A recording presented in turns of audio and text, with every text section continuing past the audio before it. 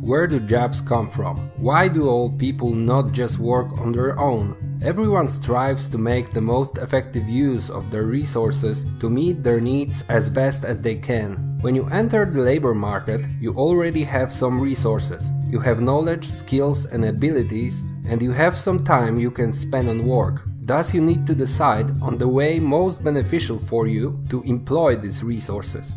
There are two options here, working for a company or starting one. Your potential earnings should help you decide on that. Will you earn more by working on your own than by getting a job? Let us take an example. Jack is a physical worker. He can either operate a construction machine or use his own physical strength to get the job done. Jack knows that the best career path for him is doing physical work. Now assume that the current market pay for digging a 1 meter deep ditch is $10.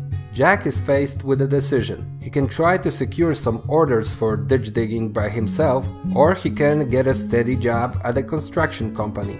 With his trusty shovel by his side, he can dig 5 ditches a day, so he would earn $1,000 a month working Monday to Friday. The construction company has an excavator which Jack can use to dig 30 ditches per day, but the company is prepared to pay only $5 per ditch to a worker while keeping the rest. On the company's payroll, Jack would earn $3,000. Moreover, unlike Jack, the construction company already has a nice market position and a customer base, so it would take a lot of work only to catch up with that. And remember that he is less effective at digging than the excavator.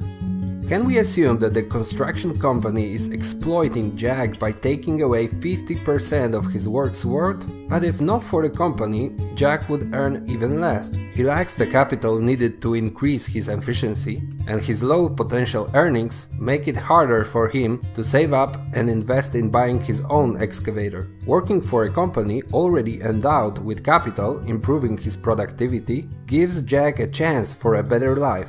No rational man like Jack would take such a job knowing that he can earn more on his own.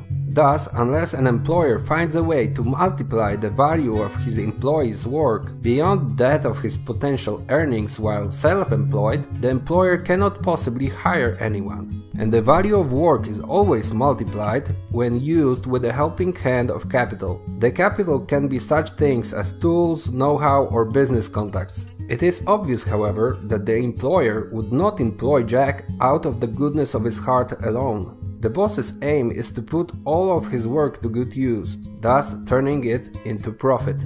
Now let us examine what this desire to use the work for profit entails. Martin had a steady job for many years. Month by month he saved some of his wages, sacrificing a potential of a slightly more luxurious life. When he collected $40,000, he took a grave risk. He left his job and founded a construction company. He invested his money in tools, a car for his working team, and in steady salaries for the men he hired.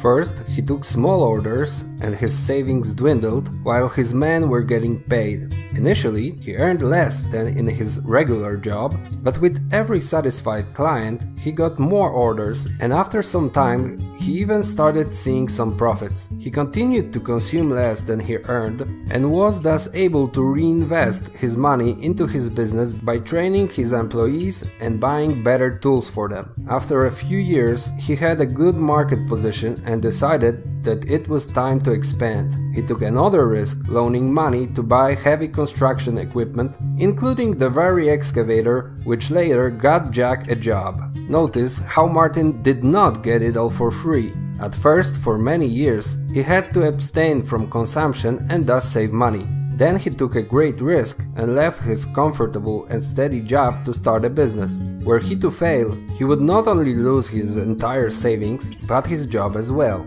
He was willing to do all of these things because he hoped for a future profit. It was this very hope that kept him going. Without this chance for higher future earnings, he would probably never left his previous job. It is so easy to create jobs for their own sake. You just need to prohibit the use of all construction machinery. Then you will have to replace one excavator operator with 10 people working shovels. You can also spend millions of taxpayers' dollars on workers who will dig trenches and then more millions on other people filling those trenches up.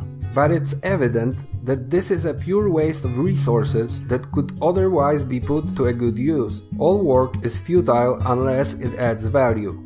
We have already discussed in our video that which is seen and that which is not seen, how the government is incapable of creating new jobs. It can only shuffle them around. Roughly speaking, for every job created by the government, we lose a potential job in the private sector. And those jobs supposedly created by the government often add no value whatsoever to society. One convincing example is excessive bureaucracy. So what can government do to actually create more jobs? If what creates jobs is hope for higher future profits, then the government needs only to abstain from interfering with employment of accumulated capital and with profit realization. The government should refrain from taxing high profits, not to discourage profitable activities of entrepreneurs. And also it should stop pulling away accumulated capital from most productive uses. The government should also stop making it more expensive for entrepreneurs to hire people.